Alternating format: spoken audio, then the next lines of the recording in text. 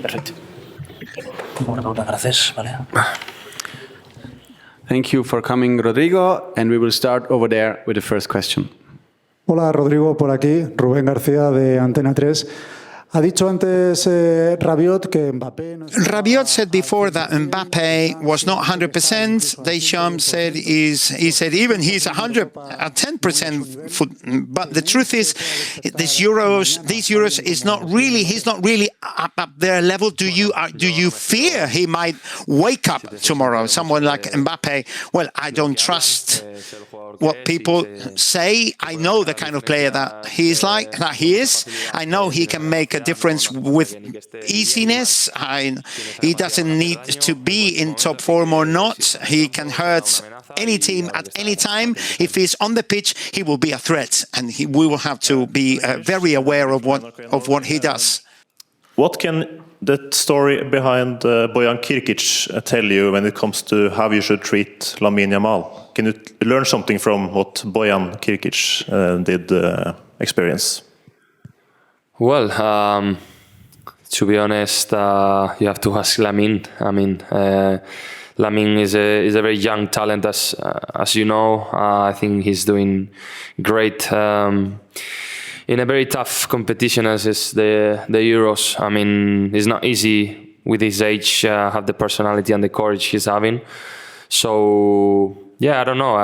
I think that they're in the same club, of course. I don't know what they talk, but what I can say about Lamine is that he's very focused. Of course, he's still a kid, lots of things to improve, but he's helping us a lot. And the most important thing for me, he wants to listen and to improve with the people that want to help him. So yeah, this is the thing. Rafael Weiss, ARD Sportschau. Estáis muy cerca de ganar la Eurocopa y you're very close to winning the Euros and following in the footsteps of the golden generation of Spanish football. What are your memories of that time? And if you think that this group could be an equally successful generation, well, I always said that this golden generation that you talk about, but they are golden generation today. But when they started playing, they weren't. They had to build their own legacy. So we have to be aware of the kind of team we have, how hard we're working, and what we need to do in order to achieve our objective. We don't really think about anything like that, to be honest. We have a super difficult match tomorrow against one of the best national teams in the last few years, who is going to complicate things for us very much. It's going to be an extremely tough game tomorrow.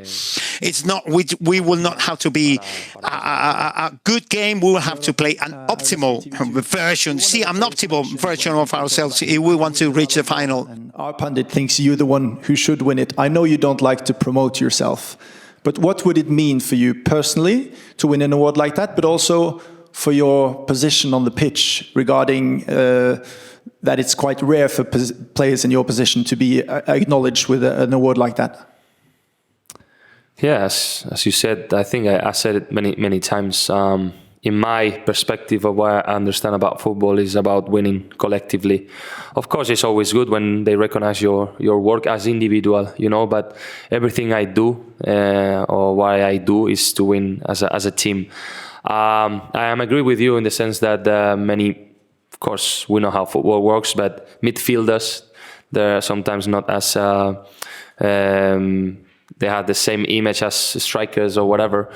But this is what it is. I don't blame anyone. I just do my football, and glad for the people like you that want me to win this kind of awards and that support me and support the players that played my role. In my opinion, it's the most beautiful position in football because you enjoy a lot all the aspects of the football. So this is what I can tell you. Rodrigo, hi.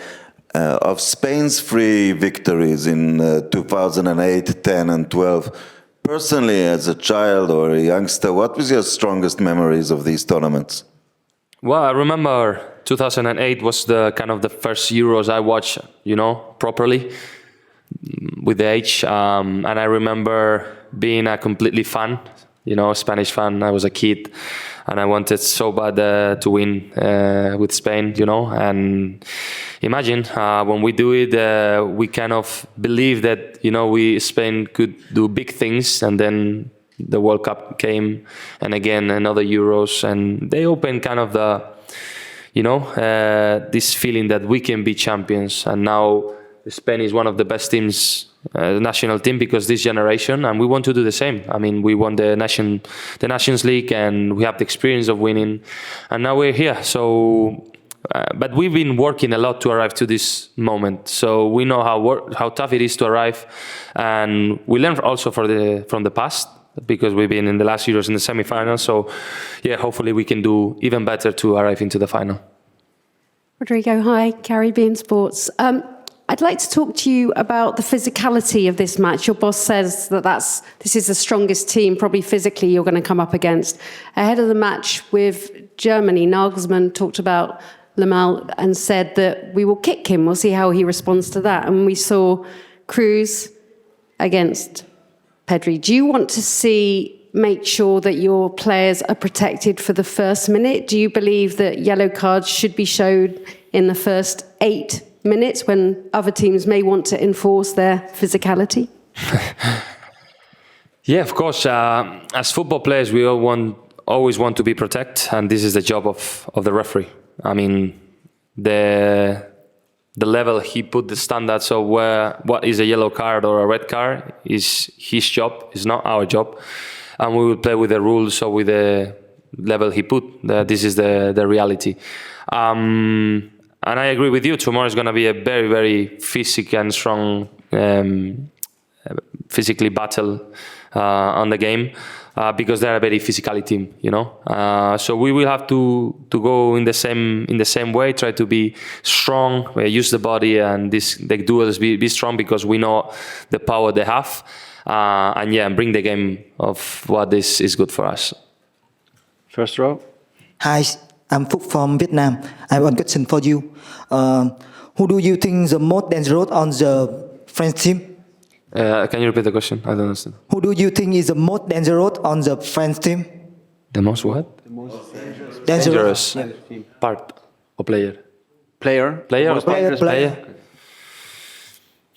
I mean, in terms of ability of making the difference, as you said, individually, of course, is Kylian Mbappé. So, but France is more than him. It's a whole team. They defend so good. They contra that. They can play the ball. So there's many aspects. We don't like to individualize on a player.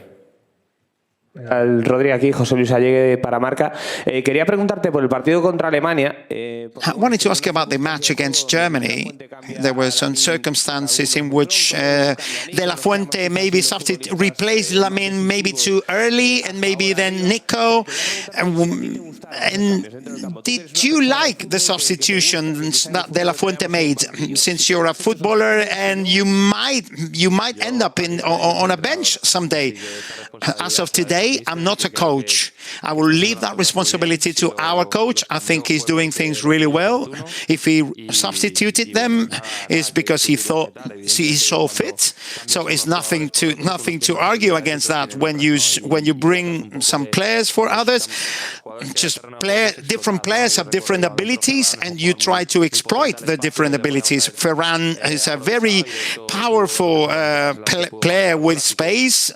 He could have scored a couple of times, actually. So the coach makes the changes for a reason. There is a full technical staff that they analyze this kind of situation with, etc. So they will have the reasons to make the changes, and what I do is just play. Zoran Miszewski, Prensa Macedonia. Hora buena para llegar a las semis, a manera como ha jugado las selecciones. Congratulations for reaching the semifinals. France has not lost a game in 90 minutes, over 90 minutes. In 10 years, they haven't lost a single game. They only lost on extra time and or on penalties. So, do you think it's more difficult to play against this French team, and why? Well, obviously, in the last years, it's one of the teams that had reached more finals and has obtained more results. That's obvious, and they are a really difficult team to beat. But we have our own weapons. We are going to try to take the game to where we want to. We know the kind of opponents we are facing, but there is no fear. We are confident in the way we are doing things, and we have proved that we can beat any opponent. Your goal against Georgia was the first goal from outside the penalty box in a Euro since the year 2000. Knowing how solid is France at the back and the good shooters that you have from afar, do you think you should try your luck more often from there? Well, we have players that can make a difference in that respect. And of course, against a national team that is so well organized at the back, etc., and who will accumulate many players in their own penalty box, I think we can shoot really well from outside. Some good midfielders who can shoot from outside. So if the game goes the same way that I think that they are going to wait for us at the back, I think that could be a good solution. I wanted to ask you what you think about what Morata said that he might leave the national team. Well, it's a very personal opinion. I think his head is not he's not thinking about that kind of stuff right now. I think he's very much focused focused on a vital game which is at hand tomorrow, and I'm sure he's going to show his best level tomorrow, and whatever he decides after that will be his own decision. And France might be the most boring team. Is there an extra satisfaction as a player to win against a boring team that just defends? Well, it might be boring for the people to watch. I don't see football in that way. I see football in the sense that they arrive into the semifinals and there are others that they are not in the semifinals. So at the minute they are there, like us. And now what you do so far is what matters. So we just want to win. We just want to play our football. We don't look much on what they do. And yeah, we're just gonna focus on ourselves, and that opinion is for the people. Right. This way first. Oh, thank you, Rodri. I'd like to know, so you played the central defender in the World Cup, so will you do the same thing tomorrow? And, you have 3 players short, so you played the same position in the World Cup as a central defender. That's my first question. And second question is... Please, only one question. Oh. No entendí nada. I didn't understand you, sorry. Can you repeat the question, please? You played as a central defender in the World Cup, and will you do the same thing tomorrow? You have 3 players short. Yeah. You're short of, you're short of 3 players. No entiendo nada. 3 players. You missed. The team is missing. Sí. Okay. No. Don't worry. I think we have enough players to substitute that circumstance. I think you are talking about Carvajal or Robin or even Pedri. Don't worry, we have enough good players to solve this situation. They will do brilliantly, and this is coach's decision. But yeah, I think not much to say. Rodri, Elena Condis de la cadena COPE. Antes del partido contra Alemania nos decías que ahead of the game against Germany, you said that with the ball you had to play as a big team and without the ball as a small team. Does that apply to the game against France tomorrow? Yes, no doubt about it. Up until the very end, up until however far we can reach, that is what takes you, that allows you to win. Without the ball, you have to be that you are you have to prove that you are a very solid, very organized team. We'll be talking about the solidarity of the team. We finish every match exhausted. We leave everything on the pitch. That says a lot about the effort that the team is making with helping each other, etc., covering for each other. And I still stick to my words. España está haciendo un gran Eurocopa. Spain is playing a great Euro. The midfielders are complementing really well. We have different solutions inside, outside, and the wingers are playing brilliantly.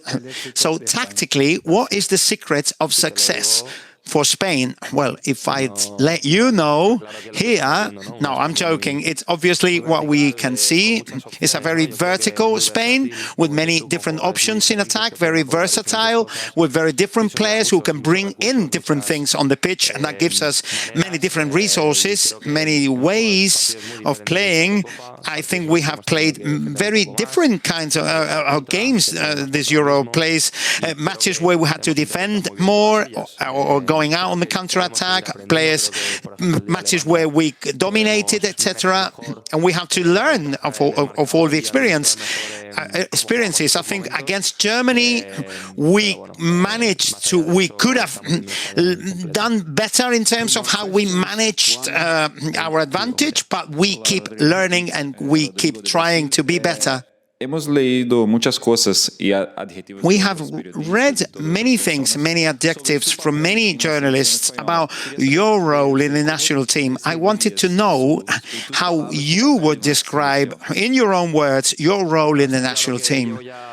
Well, obviously, I've been here for a few years. I've been playing for a few years. I've been learning. I've been assuming this role of this leadership role. I've been to 2 different tournaments now, and it allows me to be able to convey what the team needs and wants.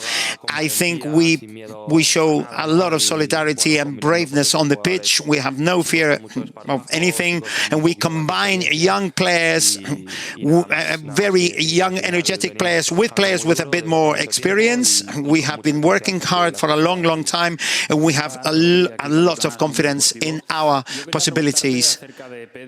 I wanted to ask you about Pedri. Because of your position on the pitch, you're very close to him. What does Spain lose without Pedri, and what can Spain win with Dani Olmo? What are the main differences? Well, it's obvious that they are 2 very different players. They have different characteristics, but they can play there really well. With Pedri, he has a best last pass and bigger capacity to hold on to the ball. But with Dani Olmo, we're more powerful up front. He interprets spaces really well. We have a very versatile national team with many different resources, like I said before. So when Pedri couldn't be there, and Olmo came in, any of the 2 have been at a fantastic level. Of course, he's a very sensitive casualty for us. Of course, obviously, he's also a teammate who is going to lose these very important games. But he's still here with us, and we support him to the best of our abilities.